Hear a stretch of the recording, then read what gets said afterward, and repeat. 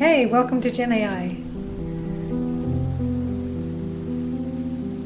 Quantum is big now. 3 quantum researchers were just awarded a Nobel Prize for experiments they ran 4 decades ago. Why? They showed that quantum effects weren't confined to subatomic scales. They could be harnessed across an electric circuit large enough to hold. The laureates' recent well-publicized breakthroughs in quantum computing showed just how big a deal their life's work is. In other words, insiders have known for a long time that quantum could be big, but it's having a huge, you could say magnetic, moment right now. I'm Jenny Monroe, and you found Gen AI, an AI human experimental creativity lab specializing in generative artificial intelligence and bad puns. In this video newsletter podcast series, I challenge myself, and you too if you feel like it, to use AI, tech, culture and media to learn the latest in AI, tech, culture and media, and to try and work out what it means to be human in the age of AI. This week, I dust off my rusty Oxford physics degree and grab some AI tools. That's Google's Gemini, NotebookLM, NanoBanana and Veo, plus Descript to help co-generate quantum content. This is Gen AI Challenge 14, AI-assisted science communication. If you're like me, you might be concerned that we seem to be struggling with 2 seemingly irreconcilable perspectives on the laws that govern us. Big versus small. But there is a grain of hope that we can unify the 2 sides. Let me prove it to you. WTF is a quantum. So what does quantum even mean? Well, the word comes from the Latin quantus, meaning how much. And it refers to the idea that at the tiniest, most fundamental levels, things like energy come in discrete, individual little packets, or quanta.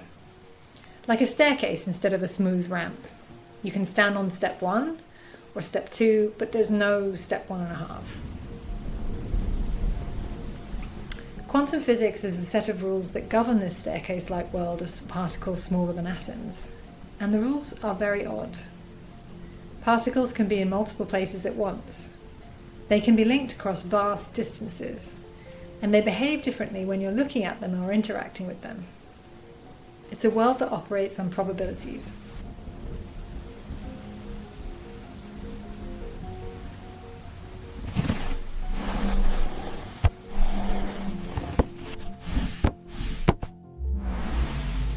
Don't worry, no cats were harmed in the making of this ridiculous physics. So, you've probably heard of Schrödinger's cat, a story about a box containing a cat which is simultaneously alive and dead. The imaginary cat box is connected via a very convoluted setup to a hypothetical radioactive atom. If the radioactive atom decays, a vial of cat poison is released into the box. If the atom doesn't decay, the cat lives. But the atom follows quantum rules, so it isn't simply decayed or not decayed. It exists in a kind of fuzzy, furry superposition of both states, and the cat is both alive and dead until someone looks at it. Like a coin spinning in the air. While the coin spins, it's not heads or tails.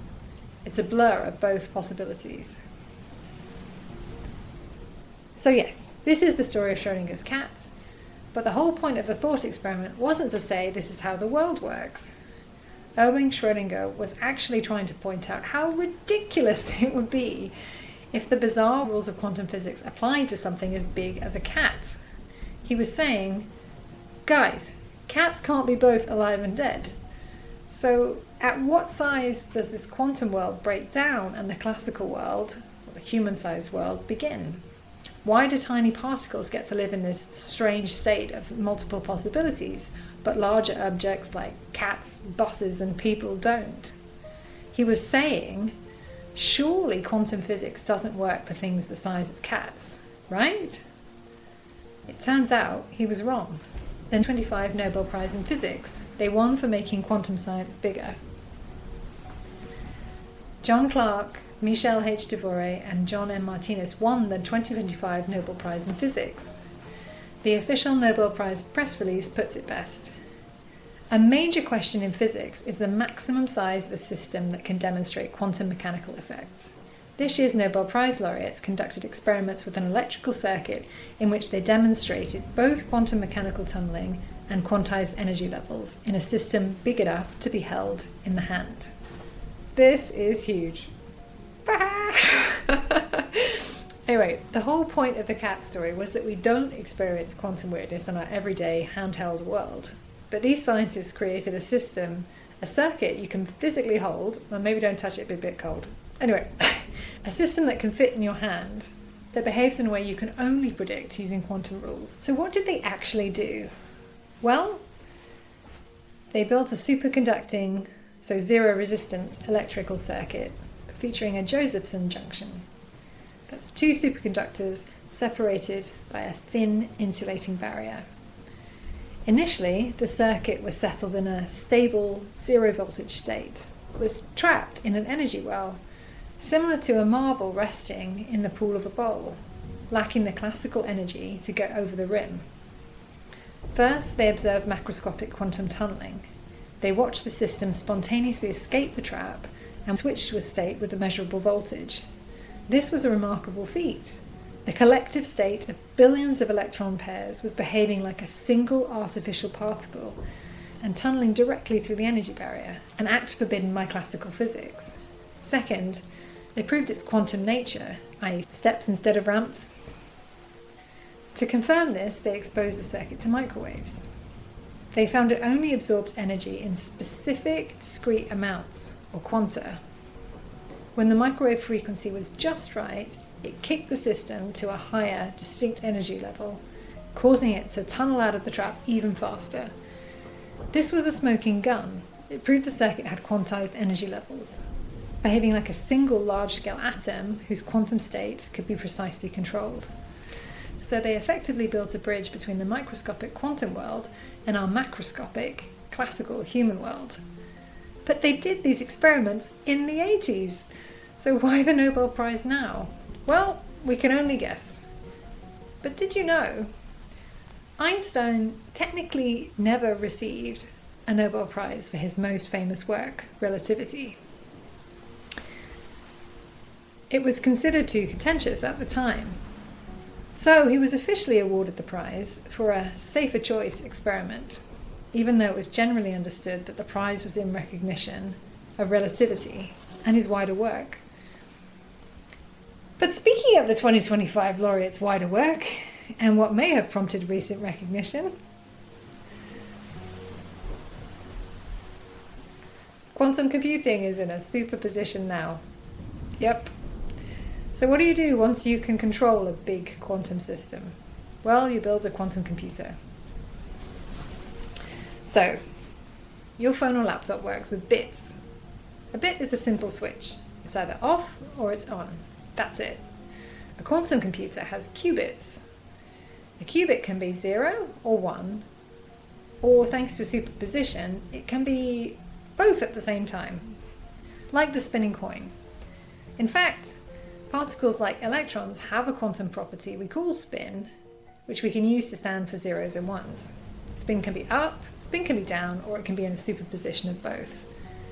Described by what we call a wave function, a mathematical equation that describes all of the possible states that the electron could be in. What's weirder is, the electron actually is in all of these different states. You could say the universe is holding the space.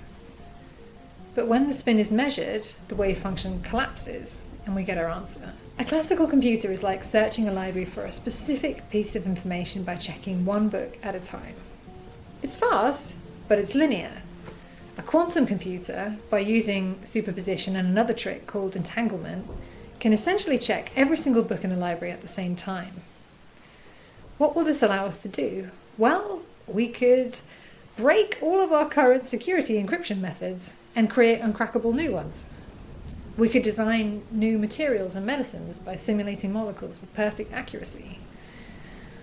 We could solve hugely complex optimization problems in finance, shipping, or weather forecasting that would take today's best supercomputers billions of years. So what makes it difficult? Well, if you look at one of the latest prototype quantum computers, most of what you're seeing is basically a super-cooled shielding refrigerator, or freezer really. The main challenge that the teams are battling is a problem called decoherence. Qubits are incredibly fragile. The slightest vibration, temperature change, or straying magnetic field can knock them out of their delicate quantum state and make them behave like a normal, boring bit. It's like trying to balance 1 billion sharpened pencils on their tips all at once during a minor earthquake. Or like trying to use a cat in a controlled physics experiment in a lab. Yeah, don't try it. So yeah, it's hard. Which is precisely why creating a stable, larger quantum system was such a breakthrough. It was a crucial step towards building a useful, fault-tolerant quantum computer. In fact, 2 of the 3 Nobel Prize winners were former or current leads at Google's Quantum AI lab, and during their tenures have demonstrated 3 key breakthroughs. 1. Quantum supremacy, meaning faster than regular computers. In 2019, with the Sycamore chip, the Google team were able to perform a calculation in minutes that would have taken a supercomputer millennia. But the goal wasn't to solve a practically useful problem, just to demonstrate that a quantum computer could perform a task beyond the reach of any classical machine. Breakthrough number 2. Quantum error correction, i.e. better stability. Using the Willow chip in 2024, the team showed that by combining many physical qubits, they could create a more stable logical qubit with lower error rate, providing a clear path to building reliable large-scale quantum computers needed to solve real-world problems. Breakthrough number 3, just announced in October 2025. The team used new quantum echo software on Willow chip hardware to simulate a molecule in a checkable, real-world scientific problem completed 13,000 times faster than supercomputers. They refer to this as verifiable, as in checkable, quantum advantage, meaning better than supercomputers. So many worlds. I feel like I should mention the aspect of a Google quantum computing blog post that made it onto a Joe Rogan podcast. The exact quote was, "The notion that quantum computation occurs in many parallel universes, in line with the idea that we live in a multiverse." Yeah, that's a lot for a tech company blog post. So let's bring it back for a second. So physicists agree that the maths of quantum mechanics works, but they disagree about what it really means, its interpretation. The many worlds interpretation of quantum physics suggests that instead of a single reality, every quantum measurement with multiple possible outcomes causes the universe to split into a corresponding number of parallel universes. In this view, there's no collapse of possibilities. Instead, all potential outcomes actually occur, each in its own separate, unobservable world. For example, if a partner can be in 2 places at once, the universe branches into 2, with the particle in one location in one universe and then in the other location in the second. We only perceive one of these outcomes because we exist within a single branch, unaware of the countless other yous living out every other possibility in the ever-expanding multiverse. I know what you're thinking. Okay, that's nice, but we've got bigger problems. Our divided universe. This brings us to one of the most embarrassing and profound open problems in physics, namely that we have 2 sets of rules for the universe and they don't join up. First rule, number 1, general relativity, Einstein's theory of the very large. It describes gravity as a smooth, continuous fabric of space-time being warped by massive objects like planets and stars. It's beautiful and works perfectly for things like GPS and black holes. Number 2, quantum mechanics, theory of the very small.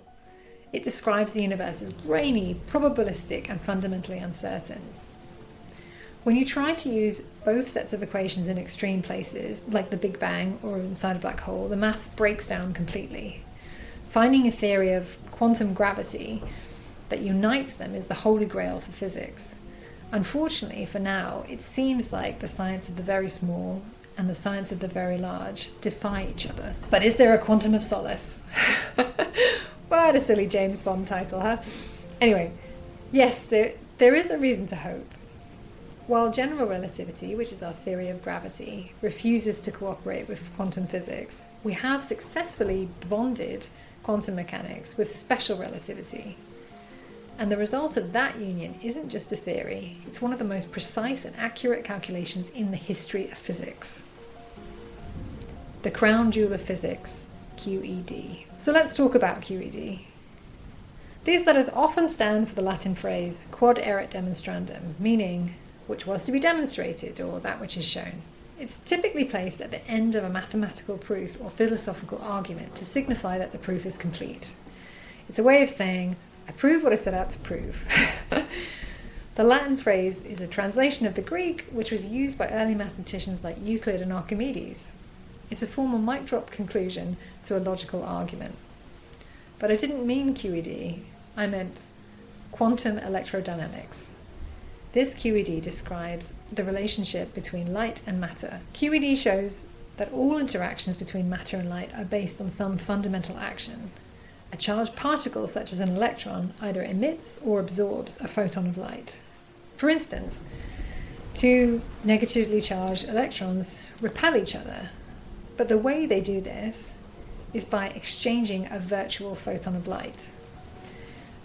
Imagine you're standing on an icy lake with your friend in ice skates, and you're passing a ball of light, passing a ball backwards and forwards to each other on this icy lake. The momentum would cause you to push away from each other. Richard Feynman, an awesome physicist, came up with Feynman diagrams, which are actually like a visual way to calculate, instead of using an equation, the result of these interactions. Anyway, there's one in the blog post, you can check it out. But yes, you can imagine electrons getting closer together, boom, exchange a photon of light, and they repel each other. And yeah, that core interaction is what underlies what we call the electromagnetic force. Anyway, what's impressive is the level of agreement between what QED maths predicts and what we measure in experiments is staggering. For instance, QED predicts a property of the electron called its magnetic moment. A simple theory says this value, the G factor, should be exactly 2. But QED accounts for the fizzing sea of virtual particles that an electron interacts with, and it predicts a value ever so slightly different. They agree to about 1 part in a trillion, which is like measuring the distance from London to New York City and being accurate to within the width of a single human hair. Not bad. An old story with new spin. So look, that's my take.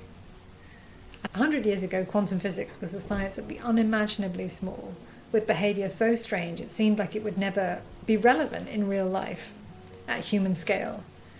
But we're learning to bring that strange and powerful reality into systems we can hold, into computers that will reshape our world. And by the way, all our computers already rely on a different kind of quantum technology. It's called a transistor in a microchip. Or to quote the Nobel Prize press release, quantum mechanics is the foundation of all digital technology. More on that one another day. But more than that, I suspect there's a small story here, not to mention a Gen AI challenge, about science communication. If you saw my AI TED Talk, you'll know that it's not enough to do great work. People need to know about it. To what extent does improved awareness of the value of a breakthrough contribute to the increased recognition? Well, the clue's in the question. Recognition and awareness of value are all but the same thing. But it's not just about awards, it's about impact. The history of science is a tale of building on and improving what came before. But we have to know about it to build on it. This probably won't be the last Nobel Prize awarded for quantum or its foundations. And goodness knows who'll win the next Peace Prize. Einstein did win a Nobel, by the way. What was it for? Not relativity, but the quantum photoelectric effect. Work which laid a foundation for yet another Nobel for a comprehensive and astonishingly accurate theory of light and matter. the first theory to unite special relativity and quantum mechanics. Sounds familiar? Which reminds me, you might be wondering, why did I make this episode? What did I set out to prove, to show? Well, that quantum science and quantum computing are both larger in size now and having a bit of a moment. That you can use AI to usefully and enjoyably assist with science communication and learning. That effective comms can help you win a Nobel Prize. That sometimes the recognition catches up later, and maybe that's okay. That physics has stories worth listening to. That there are weird parallels with the Wicked movie musical PR that we'll revisit later. And lastly, that there is at least a quantum of hope that we can unite both quantum mechanics and gravity and our divided world. QED, bitches. There is hope, always. And who knows? Maybe we'll never find a common ground that unifies two vastly different ways of seeing the universe. Maybe our efforts will never earn us a quantum iPhone or an oh-so-coveted Nobel Prize. But that isn't why we try. So apologies for explaining everything practically at the speed of light. I know it can get a bit heavy. That's a speed of light joke, because the closer you get to the speed of light, the heavier everything gets, relativistically speaking. Never mind. Forget it. Moving on. AI explainer tools. If you're uncertain on the principles or not sure what entanglement, check out some experiments in Google's Notebook LM, or this fully AI-generated explainer vid, an auto-generated podcast, or chat to the source material. You can also jump down the rabbit hole by chatting with Gemini or your favourite chatbot. There's also a guided learning mode in the Gemini app as well that I haven't actually experimented with too much, but you can check that out if you want. This episode's theme song, Big Energy by Lato. Yes, QED has BDE, and I'm not going to explain that, so feel free to Google it. Gen AI is produced by Jenny Monroe using publicly released AI tools, including Google's Gemini suite for edits, brainstorming, images using Nano Banana, videos using VO, and explainer tools using Notebook LM. And also using Descript, which is not Google's, for video and podcast editing. It's not endorsed by Google. These are all my views. Don't blame Google. So, subscribe to get future blog posts straight into your inbox. It's totally free, and I won't spam you. Share your thoughts, complaints, and experiments. Send this to a friend who's having trouble sleeping. It'll knock them out cold. This episode is dedicated to my friend Alison Carroll, external comms lead for Google's Quantum AI team, who will be truly, truly horrified by this unvetted post. But anyway, I'm going to say anyway. I might never be able to prove it, but I know that at least a tiny quantum of the Nobel Prize is yours too. Shh. Thanks, as always, for listening. All right, today we're talking about a Nobel Prize that was, believe it or not, 40 years in the making. We're going to explore how the absolute weirdest science in the universe is finally getting big enough for us to, well, literally hold. So why now? Why does a 40-year-old experiment suddenly win the Nobel Prize? Well, it might seem like a surprise, but it's happening for a really good reason. Those experiments back in the 80s, they are the direct foundation for technology that is literally changing our world today. It's this incredible story that connects the bizarre, mind-bending world of subatomic particles to devices you can actually hold in your hand. Okay, so to really get why this prize is such a huge deal now, we've got to back up a little. We need to get a handle on what that word quantum even means. You hear it thrown around all the time, right? But the core idea, it's actually surprisingly simple. At its heart, it's this simple but totally radical idea. The universe isn't smooth. It's not continuous. At the absolute smallest level, things like energy and matter, they're granular. They come in these specific individual packets, little bundles called quanta. And that one idea, it changes everything. And this is a great way to picture it. Think about our everyday world, what physicists call the classical world. It's like a smooth ramp. You can be anywhere on it. But the quantum world, it's a staircase. You can be on step 1, or you can be on step 2, but there's no such thing as step 1.5. You just can't exist in between. And that one simple rule is what makes everything so weird and wonderful. So once you accept that staircase idea, you get all these other bizarre, totally counterintuitive rules. Like particles can be in multiple places at the same time. They're basically just a fuzzy cloud of probabilities until you look at them. I mean, how weird is that? This weirdness bothered one famous physicist so much that he came up with a pretty famous and kind of ridiculous thought experiment, just to show how absurd he thought it was. Yeah, I'm sure you've heard of Schrödinger's cat. It's everywhere now, a kind of shorthand for being uncertain. But here's the thing you might not know. The real point of the story is pretty much the exact opposite of what most people think it is. Schrödinger wasn't trying to describe how reality works. He was trying to prove a point. He used this poor imaginary cat, which is supposedly both alive and dead at the same time in the box, to just highlight how absurd he thought the whole thing was. He was basically shouting at his colleagues, "Look how ridiculous this is! This can't be right!"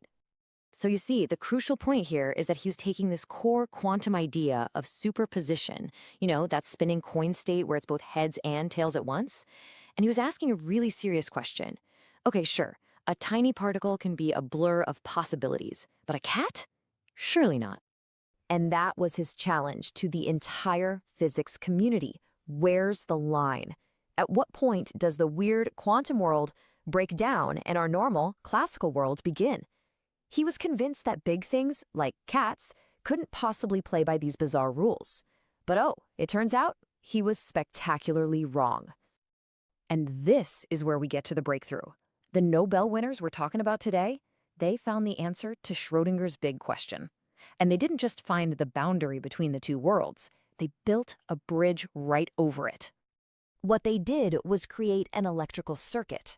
Something you could literally see, something you could hold in your hand, and they made it behave according to those same strange rules of quantum mechanics. They took all that quantum weirdness and they made it big. Okay, so how'd they do it? They built this special circuit where billions of electrons did something that should be impossible. They tunneled right through an energy barrier they shouldn't have been able to cross. And by zapping it with microwaves, they proved the circuit had those distinct quantum energy levels, the staircase. What they had created was basically a giant artificial atom that they could actually control. And that laid the foundation for one of the most exciting technologies we have today. So what's the next logical step? What do you do once you figure out how to control a big quantum system? Well, you try to build something absolutely amazing with it. You build a quantum computer. Think about the computer or phone you're using right now. It works with bits. They're just simple on or off switches, right? A 0 or a 1. But a quantum computer, it uses qubits. And thanks to that superposition trick, a qubit is like our spinning coin. It can be a 0, it can be a 1, or it can be a mind-bending blend of both at the same time. And that single ability to be in multiple states at once is what gives quantum computers their unbelievable power. And the potential here, it's just immense. Imagine trying to find a specific sentence in a giant library. A normal computer would check one book, then the next, then the next. A quantum computer could, in a sense, check every single book at the same time. This is going to let us do things like design new medicines from the atom up, create truly uncrackable encryption. I mean, we're talking about solving problems that are just flat out impossible for even the biggest supercomputers today. The big challenge, though, these quantum states are super, super fragile. And that brings us right back to our original question. This is why the Nobel Prize is being awarded now. Those foundational experiments from the 80s, the ones that created those controllable quantum circuits, they've led directly to the huge real-world progress we're seeing today. We're seeing things like quantum supremacy demonstrations and, maybe more importantly, huge breakthroughs in error correction. That's the key to making these things actually useful. The seeds that were planted 40 years ago are finally bearing fruit. Okay, so this ability to bridge the tiny quantum world with our everyday classical world, it's incredible. But it also shines a bright light on one of the biggest, most profound, unsolved problems in all of physics. A deep, fundamental split in how we understand the universe itself. You see, we have two absolutely magnificent theories. We have general relativity, Einstein's theory of the very big, planets, galaxies, gravity, and we have quantum mechanics for the very, very small. But here's the problem. One describes a smooth, continuous universe, and the other describes a grainy, probabilistic one. And right now, they just don't work together. They contradict each other. The math completely falls apart when you try to combine them. But there is a really good reason to be hopeful. Because even though gravity is still the big mystery, we have successfully united quantum mechanics with another one of Einstein's brilliant theories, special relativity. And the result is this theory called QED, or quantum electrodynamics.